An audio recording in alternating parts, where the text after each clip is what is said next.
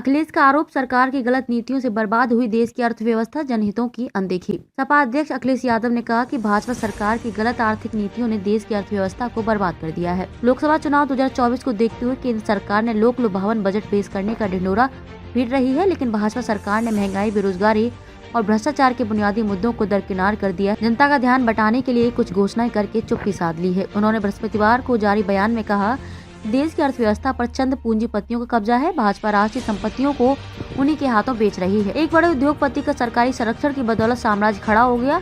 Oxfam international की report में कहा गया कि भारत में 1% अमीरों के पास देश की 40% से अधिक संपत्ति पर कब्जा है। देश की आधी से ज्यादा आबादी का सिर्फ 3% हिस्सा है। उन्होंने कहा कि प्रधानमंत्री ने 2014 में महंगाई कम करने के वादे किए, लेकिन वह ये बात भूल गए। देश कई साल पीछे चला गया है। 2024 में जनता भाजपा को 80 सीटों पर हराएगी।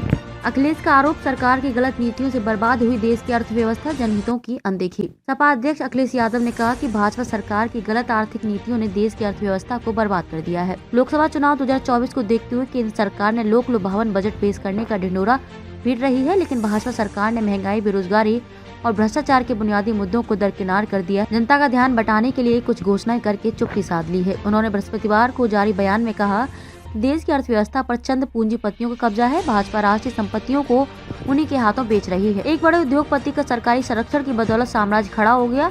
ऑक्सफैम इंटरनेशनल की रिपोर्ट में कहा गया कि भारत में 1% अमीरों के पास देश की 40% से अधिक संपत्ति पर कब्जा है। देश की आधी से ज्यादा आबादी का सिर्फ 3% हिस्सा है। उन्होंने कहा कि प्रधानमंत्री ने 2014 में